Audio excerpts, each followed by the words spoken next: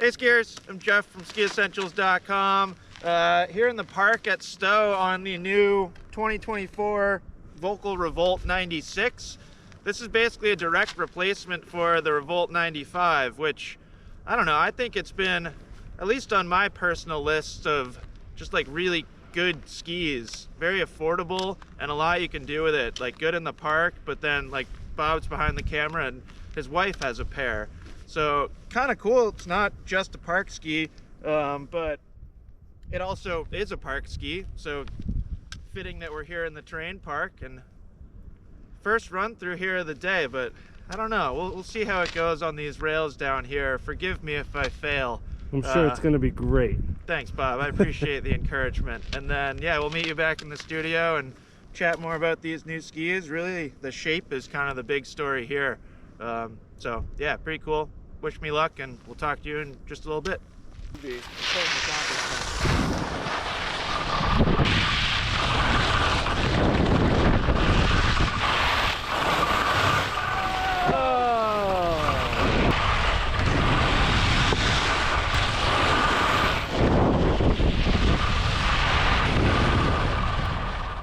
skiers, here we are back in the studio, and I really had a feeling I wasn't going to get all four of those rails. Well, that was the problem, is that you were picturing yourself not getting it. You didn't have that positive mental energy going in. You're 100% right. You know, you didn't visualize properly. I really second-guessed the entire situation. Yeah.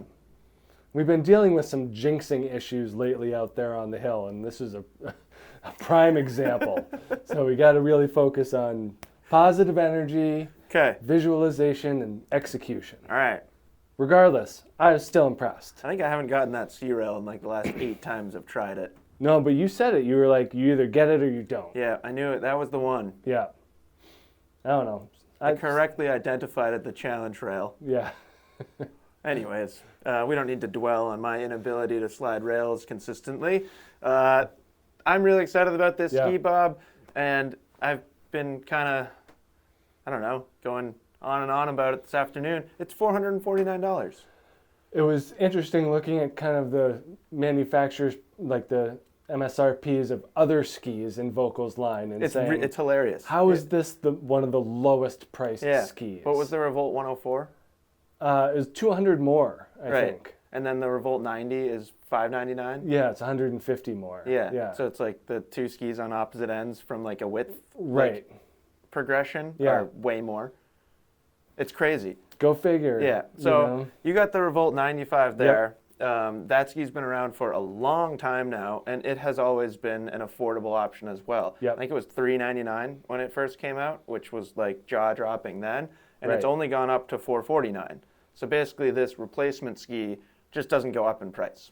And like with what we've seen in the trend in the ski industry lately, like that's pretty rare. Yeah, and like everything else is jumping up incrementally. We've seen Bents go up a little bit. Like, you know, I don't know that you can still have the affordability conversation with the Bents, but it's not the same as $449. Right. And like maybe we'll just address it right now. I know that there are people that are like kind of fundamentally against the Chinese manufacturing in these skis. Like I've mentioned it before. I think it would be cool to see these twin tips made in Germany someday. But I think credit should be given where credit is due, and I think achieving a ski like this at $449 is still impressive and commendable, regardless of where it's built.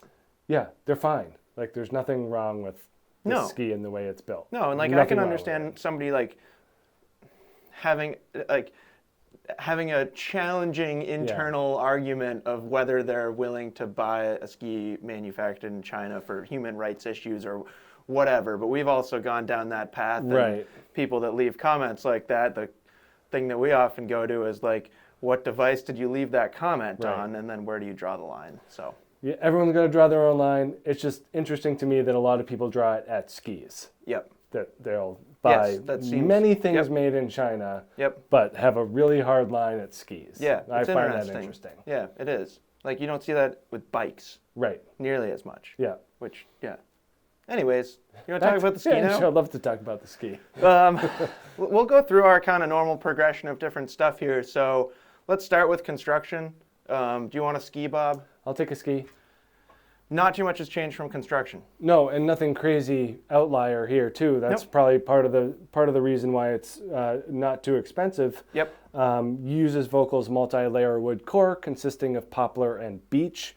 It is like pretty sturdy. You know, we've always Yes. kind of talked about these Revolts as being kind of on the sturdier side.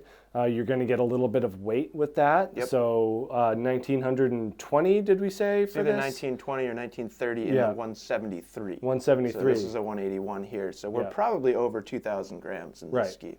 So, you know, that density of material is really important for a park ski, you know, that just needs to be more durable. Yeah. It needs to be able to withstand high-speed takeoffs and landings, Yeah. big impacts. Literally like abused. Right, you know, like your little rail marks here, you know, the ski has to be able to withstand that. So it's kind of nice that it has that. Yeah. Yeah. It's a ski that you can like buy and not worry about breaking it. Right. Which in the park world is really nice. Yeah. Full, you know, pretty much full sidewall, a little bit of a mini cap, Yep. kind of more in the tips and tails. But, you know, it does have that thicker overall core profile. Especially underfoot. Especially underfoot, you know, that's where you're going to want it. You want less weight in the tips and tails. Kind of went over this with Revolt 90 when we talked about that earlier, that it just has that nice mix of sturdiness underfoot and then really nice kind of pliable tips and tails that help with those spins and bigger tricks. But not really much else. cool control of flex pattern in this Yeah. ski from core thickness. Yep. That's something that I always think is really interesting, and you guys might not be able to see it. It might be too low, but you really get it in the tail. Is there's almost like a hinge point where like right here it doesn't want to flex too much, and right where it tapers to a thinner core profile, Yeah. the thing really bends, which is it's not like that's new on this ski. These basically did the same exact thing. Yeah. So they've really like, the construction is pretty much identical. Pretty identical. Yep. Same materials, you know, just that wood core, that multi-layer wood core that's just really kind of versatile within Volkl's lineup. And then just the fiberglass that goes along with it. So there's not a whole lot of sophistication. It's a Yep. very simplistic build, but that's part of the charm. Yep. And then moving on to shape, I think shape is the more important story here. Yeah. Rocker profile hasn't changed dramatically. If you want to put those two skis together, I am kind of curious. Like that ski's always had pretty long rocker. I'd say maybe there's a little bit of 104 influence in this ski's shape in the rocker profile. In the new 96. Yeah, Correct. totally. Yeah. So a little bit more rocker, Yep. but I don't feel like that's a drastic change. Obviously, it's 96 underfoot now. To me, the biggest change is the tip and tail shape. So I'll leave that one upright. We'll flip this one over. So not only do we have more early taper in both the tips and tails, we also have more tip to tail taper. Yeah. So this ski is 126, 96, 117, and that is 129, 95, I can't read, 119. yeah. So a little bit more tip to tail taper Yeah. in this ski, which I think is kind of cool and kind of another thing that they've carried over from the Revolt 104. Yep. And I do think it helps when you kind of like get it when you're making more wiggly turns. I think that helps a lot. And then we also get a little bit of 3D radius in this ski. Yeah, and I think that you know, my theory was that the addition of the millimeter underfoot was so that they could easier, like basically make it easier to incorporate the 3D radius. Yeah. So they're not making it, you know, when we look at like a Katana 108 or something like that, that has a huge range of radii in their turn shapes. Yep. This is a lot tighter of a spread in this new 96. So if memory serves, I think it's 23, 20, and 22. So very much similar, you know, in those three different radii, whereas other skis in Volkl's lines have greater spreads. Yep. So you can, you know, you're not varying up the turn shape and style as dramatically in this, but the flex has a lot to do with it, Yes. which is kind of what I found in my experience, and we can get to that a little bit later, but you can tell that it does have the 3D radius. It just isn't, it relies more on the flexibility to access those versus more Correct. directional Volkl skis. Yep, I think that is 100% accurate. Give me this ski. Okay. I could have sworn this thing was more symmetrical. No, it's not. No. So there's not a huge difference in tip to tail taper. Maybe it just feels that way. Yeah, I think so. And just the fact that it has less of that taper in the tips and tails just makes it feel different from an engagement standpoint. Yes. So moving on to performance, Bob, what's your kind of overall assessment? I've always liked this 95. You know, it's a surprising ski in terms of the pop and energy and versatility. This new 96, I thought took it to another level in terms of stability and stoutness. Yeah, it feels like it, doesn't It it? feels like a different ski. It like there's only that ski I think was 1,900 grams in the 173. Yeah. The comparable length. Yeah. So it didn't get like drastically heavier. Right. But it does feel smoother. They must have like a greater ratio of like beach Yeah, in sure. the core. You know, Something. they're able to vary it up, and we don't really get those details too easily. But you know, with that more sturdy feel, you can drive it pretty hard. You know, it's not like a Mantra. No. You know, in a 96 underfoot, nor even like a Blaze 94.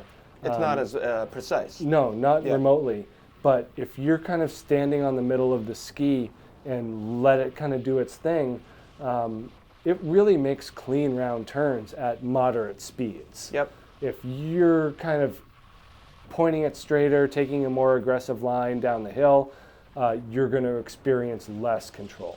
So I really think there's a nice mid-range where Yeah. this thing operates really, really well in a carved turn. I felt like it made really round turns. That's kind of where I come back to the flex. Like you can bend this thing pretty easily, It did, yeah. and get it to, and really access the entirety of that side cut. You know, with that 3D radius, you're hitting that 20-meter mark in that ski pretty easily.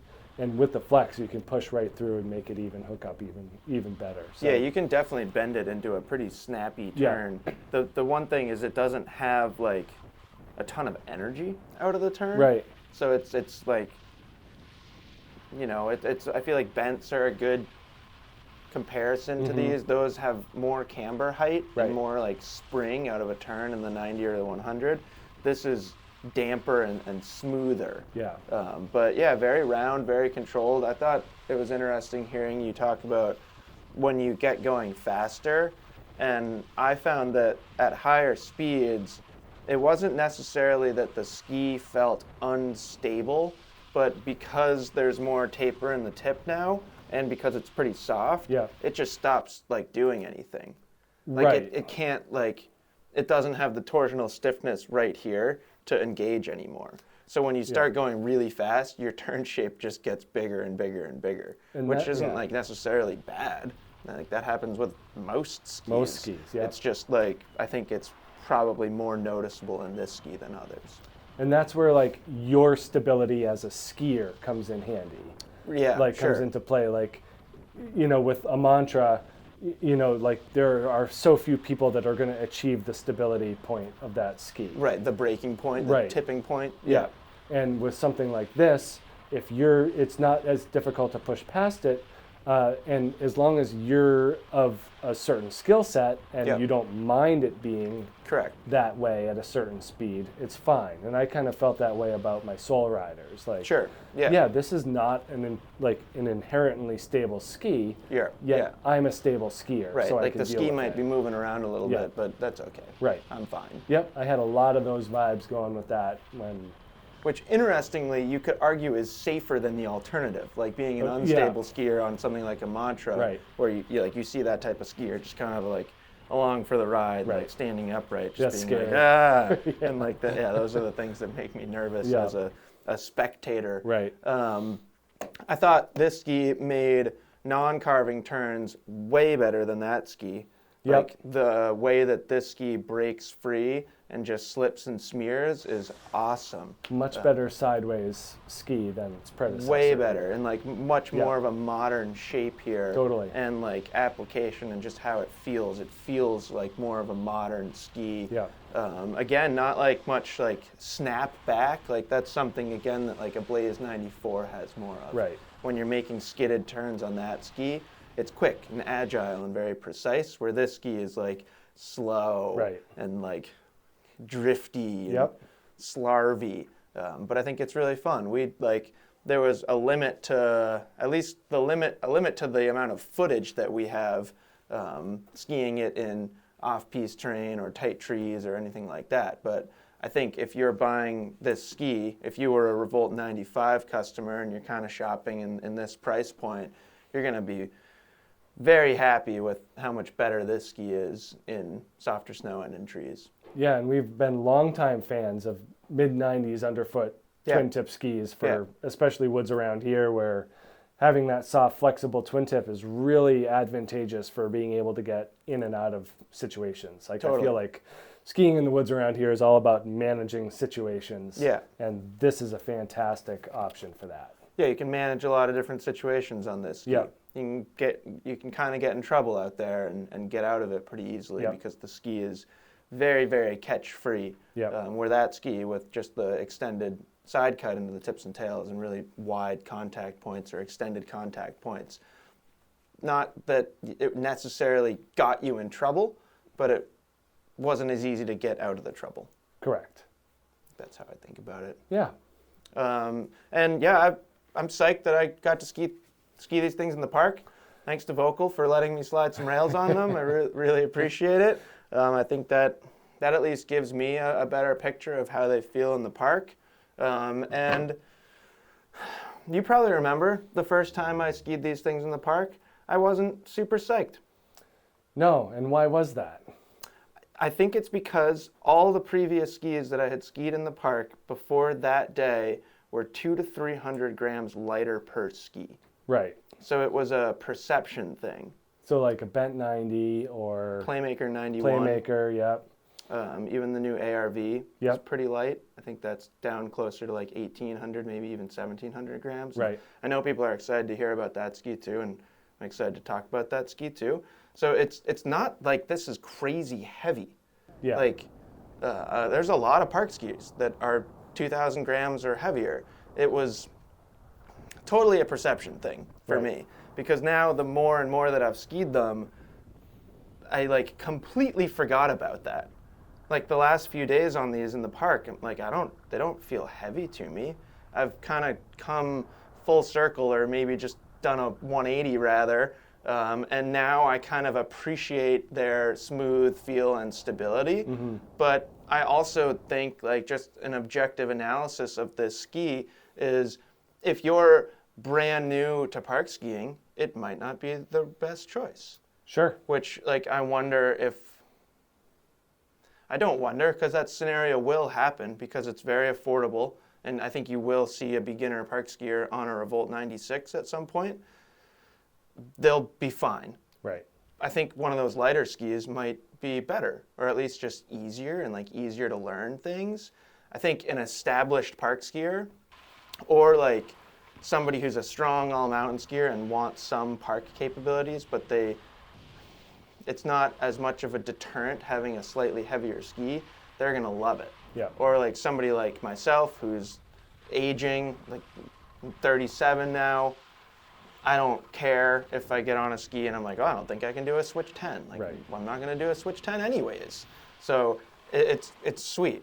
And I think the new shape helps a ton just in general as a park ski. It's less catchy. I always enjoyed skiing that, but having this tip shape, at least for me, like visually, it gives me more confidence, especially, I've mentioned this before, but especially on switch takeoffs, which like I don't even do that many anymore. Right. But it's still nice for me to look down and see that tip shape and be able to think like, oh, this is gonna be very, very forgiving. It's not going to catch off the takeoff even if I mess up and I set this trick too early or something like that. So I've come I've grown pretty fond of this ski as a park ski.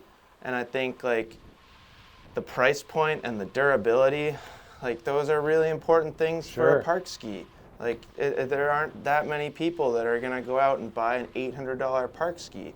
We're seeing more and more of those things. I think it's really cool. I've said that many, many times on our channel or on these videos that it's so cool seeing all the technology going into twin tips now, but it's still like this is your kind of bread and butter category as a park ski. Right.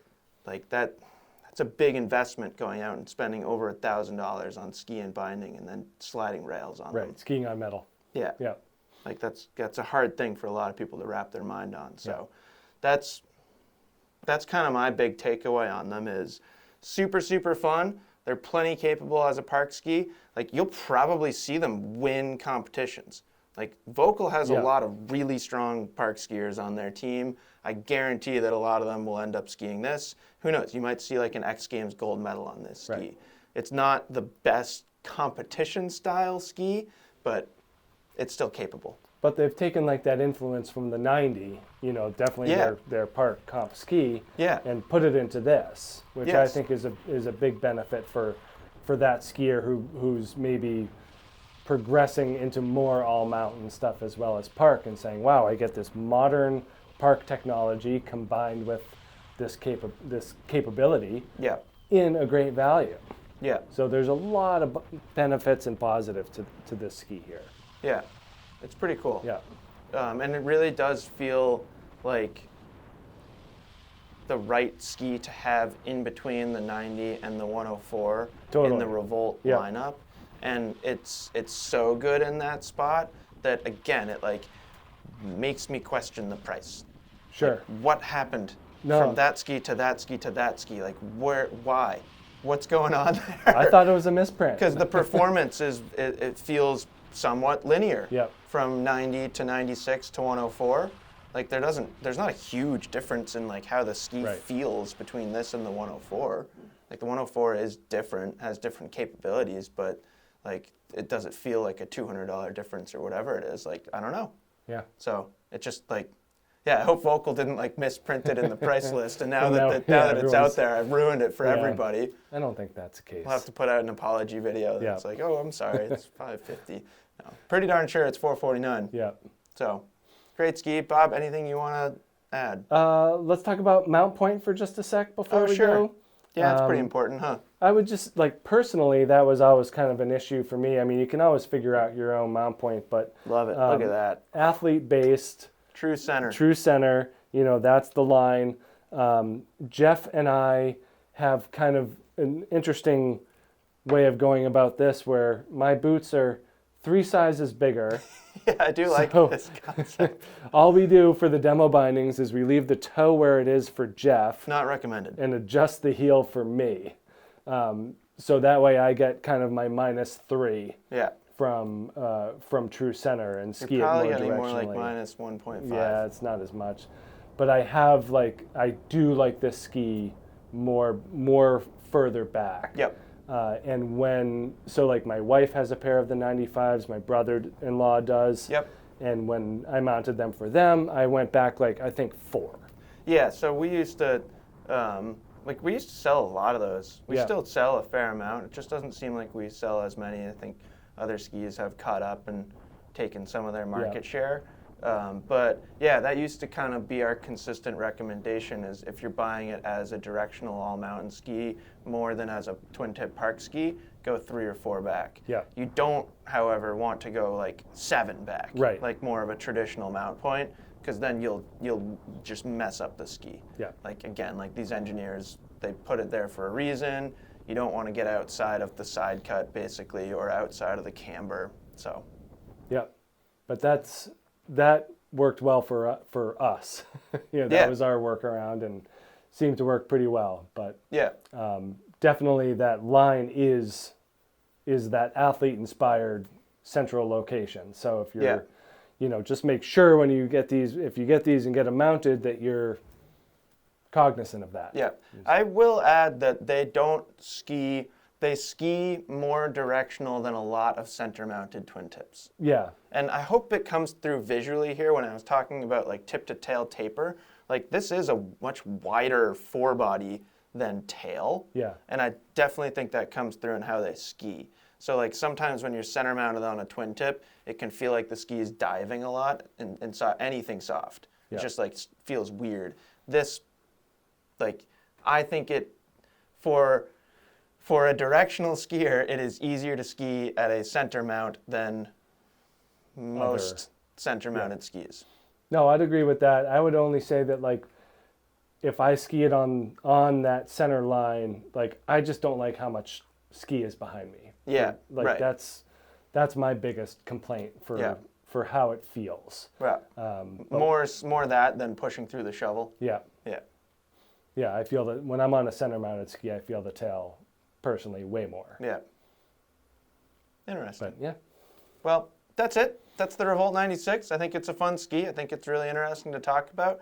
We spend a lot of time here talking about really expensive skis, new technology, Yep. and it's kind of refreshing just to be like, yeah, it's a wood core and there's some fiberglass in there and they've made a ski. Yep, and it's cool new shape. Yep. Like that's a big plus. Yep.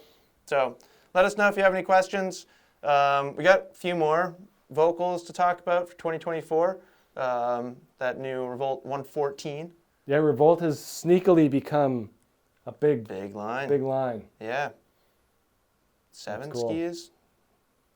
I don't know. 114, 104, 96, 90, 86? 86, 84? 84. Did they get rid of 84? I don't know. I think I saw it in the catalog. Yeah, I think there's still.